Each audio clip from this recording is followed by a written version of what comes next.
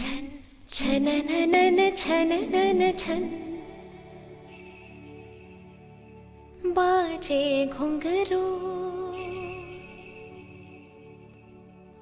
name is Kashmira Badal. I'm from the Kashmira Music and Dance Academy. I am the choreographer as well as dance instructor. I have been dancing for the last 22 years. I didn't get up and say I want to be a dancer. It was just always in me. Right, so I need you to put like all your energy into it, especially on the hips.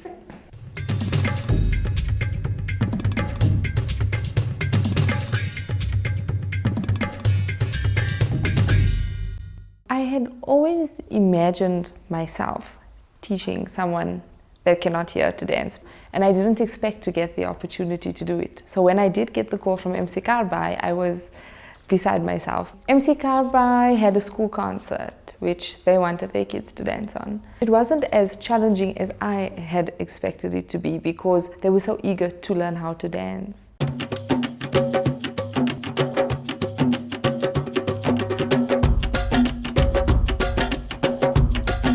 What I had done was I had showed them the steps. I'd asked them to use counting as a guide. So I'd say, okay, you do this, and then we count 1, 2, 3, 4, 5, and change the step.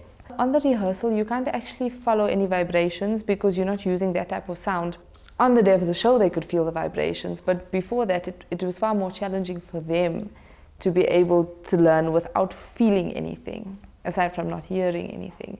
For a while, I had to cue the changes. By the day of the concert, they didn't even need me. I think the best compliment I got for the night after their performance was, "You would never say these were kids that cannot hear," you know, and it meant a lot to them, and I think it meant even more to me.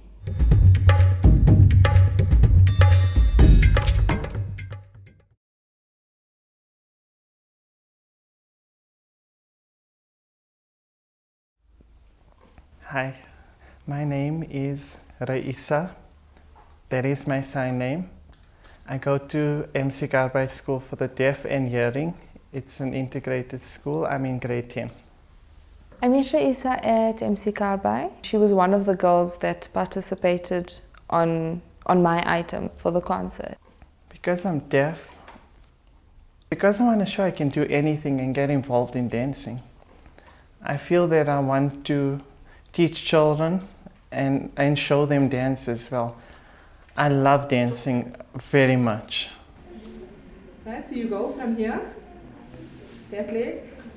I must admit, it's far easier to teach non-hearing students than it is to teach hearing students. These students are paying attention to you because they cannot hear you. So all their attention, their 100% is focused on you, and it makes it much easier for me to teach and much easier for them to learn. Kashmira is a good teacher, and I can learn a lot from her. I feel that Kashmira gives me confidence and makes me happy and makes dancing interesting for me. And her movements as well. I learn a lot from her. When the teacher stands in front, first she explains the different steps of it.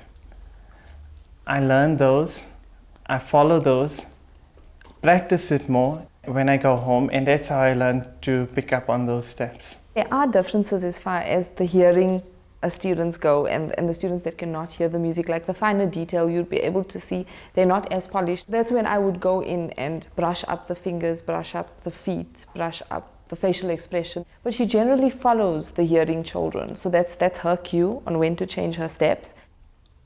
Because I'm deaf,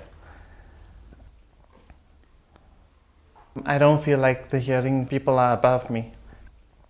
I feel we're all the same. We can do drama, we can do dance the same. Raisa comes from a hearing family, so they don't sign to her. So she's very intuitive as well.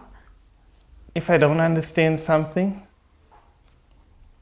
I would ask the others to help me and show me. And I don't feel as much challenges there.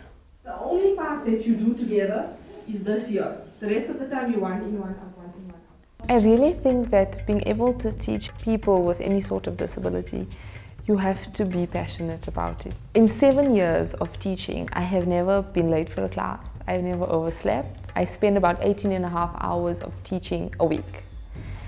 And not one day did it ever feel like a job. Lots of people have told me that not many people get to do what they love to do. And I think for the last 7 years, I've been living my dream.